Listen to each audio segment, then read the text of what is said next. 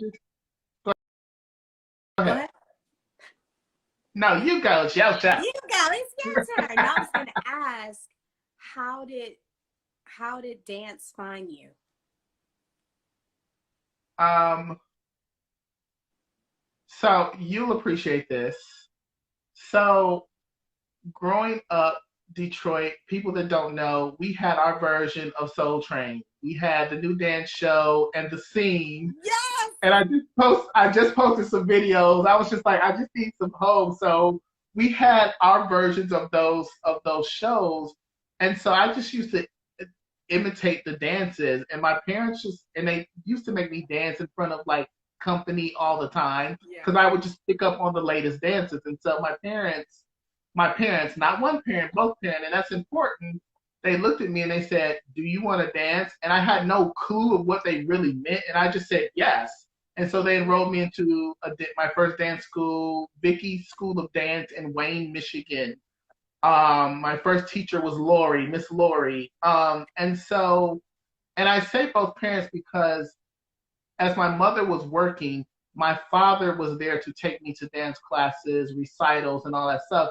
And I always tell that story because it's really important that my father did not force me or say I had to play sports. Mm-hmm.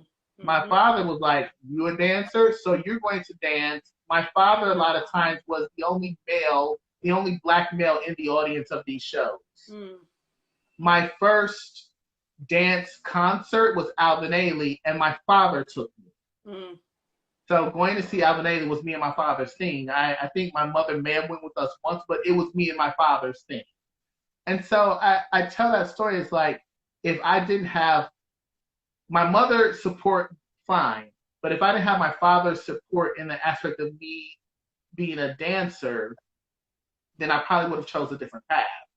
Mm. And so we talk about, how black men show up for their children. My dad was like fully showing up and still like the top biggest fan. I think him and my husband are like the two top biggest fans of my career. But it's that thing of like, that was so important to me and I didn't understand how important it was until again I became an adult. It's like, oh yeah, my dad has been there. He never forced me to do any type of male things Yeah. um that I wasn't feeling. He wasn't like you need to play sports. Like that was never a conversation in my house. Right. And so dance came to me through like just watching the new dance show in the scene and also having parents extremely supportive and like, if that's what you want to do, we're going to explore dance.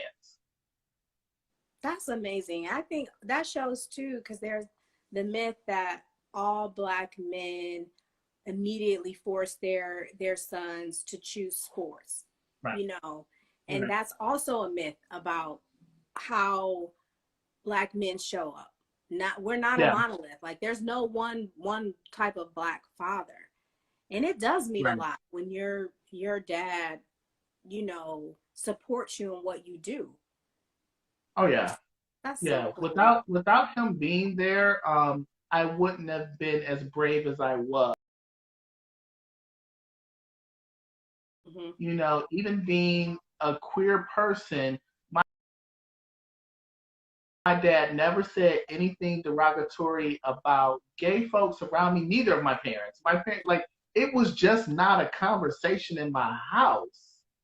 Um, and what I found out later on, my dad was like, "Oh no, I've had to like defend and I've had to like fight folks over you." And this is what he told me. And the power of that is like he blocks me from all of that. He's like, "You're not gonna do that to my child." Hmm. And so I continue to tell that story, especially in black spaces with black folks, so they can understand it's like you can love your child no matter who they are.